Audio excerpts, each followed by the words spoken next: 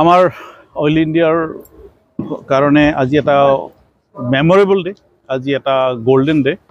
13 বছৰৰ মূৰত আমি গোল্ড কাপখন আকৌ জীৱিত কৰি নতুন উৎসৱেৰে আমি আজি দুলীয়াজানলৈ লৈ আহিছোঁ। এই গোটেই টুৰ্ণামেণ্টখনৰ যোগাযোগ কৰি আজি প্ৰায় 3-4 মাহ ধৰি আমি প্লেন কৰি আজি এই উপস্থিত হৈছোঁ। মই পোনপ্ৰথমে আপোনালোক সকলোলৈ ধন্যবাদ দিছোঁ যে আপোনালোক আগবাঢ়ি সেই টুৰ্ণামেণ্ট কাভাৰেজ লৈছে। টুৰ্ণামেণ্টৰ কাভাৰেজ যথেষ্ট দৰকাৰ, কাৰণ এই টুৰ্ণামেণ্টখন আমি নেশ্যনেল লেভেললৈ লৈ যাব বিচাৰিছোঁ। বৰ্তমান এই টুৰ্ণামেণ্টখনত এইবাৰ প্ৰথমতে আমি আৰম্ভ কৰিছিলোঁ ইনিচিয়েল ষ্টেজত এটা প্ৰিলিমিনাৰী লীগ পাতিছোঁ, য'ত প্ৰায় 14টা টিমে পাৰ্টিচিপেট কৰিছিল। সেই টিমৰ পৰা আমি 2টা টিম চিলেক্ট কৰিছোঁ মেইন টুৰ্ণামেণ্টখনলৈ, যিখন টুৰ্ণামেণ্টৰ আজি আৰম্ভণি হৈছে। এই বিগিনিংটো মই ভাবোঁ যে প্ৰতি বছৰে আমি এই টুৰ্ণামেণ্টখন উচ্চ স্তৰলৈ লৈ যাবলৈ সক্ষম হ'ম। আমি বিচাৰোঁ অইল ইণ্ডিয়া গোল্ড কাপ যিখন টুৰ্ণামেণ্ট সেইখন নেশ্যনেল লেভেলৰ যাওক আৰু ইণ্ডিয়ান ফুটবল লীগৰ বা ইণ্ডিয়ান ফুটবল এছ'চিয়েশ্যনৰ আণ্ডাৰত এটা নেশ্যনেল টুৰ্ণামেণ্ট হৈ উঠক, যাতে ভাৰতবৰ্ষৰ প্ৰতিটো ডাঙৰ টিমে ভাল টিমে আহি দুলীয়াজানত খেলিবলৈ সদায় ইচ্ছা কৰে।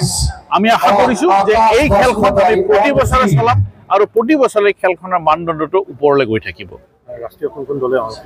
ইয়াত আপোনাৰ ইষ্ট বেংগল, তাৰপিছতে লাজং নেশ্যনেল ক্লাব, তাৰপিছত আপোনাৰ পাঞ্জাৱৰ টিম আছে, নৰ্থ ইষ্ট ইউনাইটেড, গতিকে বহু টিম আছে। আৰু মই আশা কৰিছোঁ এই খেলখনৰ পৰা দুলীয়াজান ৰাইজে এনে কিছুমান খেল চাবলৈ সক্ষম হ'ব যি উচ্চ মানদণ্ডৰ হ'ব। তাৰ লগতে দুলীয়াজানৰ ক্ৰীড়াপ্ৰেমী, দুলীয়াজানৰ ফুটবল খেলুৱৈ, খেলুৱৈসকলে আগবাঢ়ি আহিব আৰু এই খেলখনৰ পৰা যথেষ্ট তেওঁলোক উপলব্ধি হ'ব। তাৰপিছত যাতে আমি ইয়াৰ পৰাই ভাল ভাল প্লেয়াৰ আমি উলিয়াই এটা নেশ্যনেলত পঠিয়াব পাৰোঁ। আমি ক্ৰীড়াপ্ৰেমী ৰাইজক, দুলীয়াজানৰ ক্ৰীড়াপ্ৰেমী আৰু দাঁতি কাষৰীয়া অঞ্চলৰ সকলোকে আমি সহস্ৰ প্ৰণাম জনাই মই কৈছোঁ যে আপোনালোকে অহা খেলখন উপভোগ কৰক, ভাল খেল হ'ব। আপোনালোকৰ এই খেলখনত পাৰ্টিচিপেট কৰিলে আজি দুলীয়াজান আৰু এই দাঁতি কাষৰীয়া অঞ্চলত খেল উন্নত হ'ব, যাতে আমাৰ খেলুৱৈসকলে তেওঁলোকৰ আশীৰ্বাদ পায় আৰু আগবাঢ়ি যাবলৈ সুবিধা পায়। টোটেল আমি 5 লাখ টকা প্ৰাইজ মানি দিম।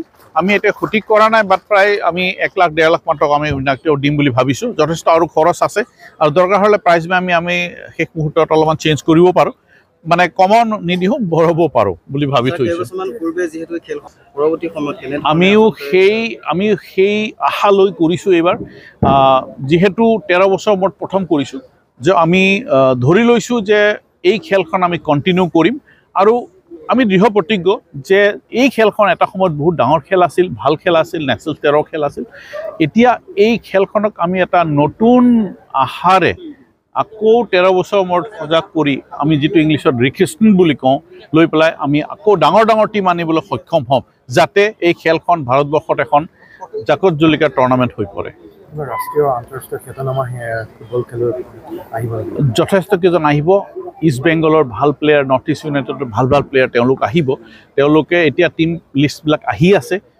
নৰ্থ ইষ্ট ইউনাইটেড টিমটো অলৰেডি আহি পাইছেহি, তেওঁলোকৰ মেইন প্লেয়াৰ 2জন আহিবলৈ বাকী আছে। ঠিক তেনেকৈ ইষ্ট বেংগলৰ আহিব, তেওঁলোকে টিম লিষ্টত আমি 2 এদিনতে পাম। তেওঁলোকেও কৈছে যে আমাৰ বেষ্ট প্লেয়াৰখিনি আমি লৈ আহিছোঁ। চব এই গোটেই নেশ্যনেল টিমকেইটাৰ এটা উদ্দেশ্য লৈ আহিছে, টুৰ্ণামেণ্টখন আমি জিকিব লাগে, যাতে এই টুৰ্ণামেণ্টখন আমি আকৌ নেশ্যনেল লেভেলত আমি ওপৰলৈ লৈ যাব পাৰোঁ।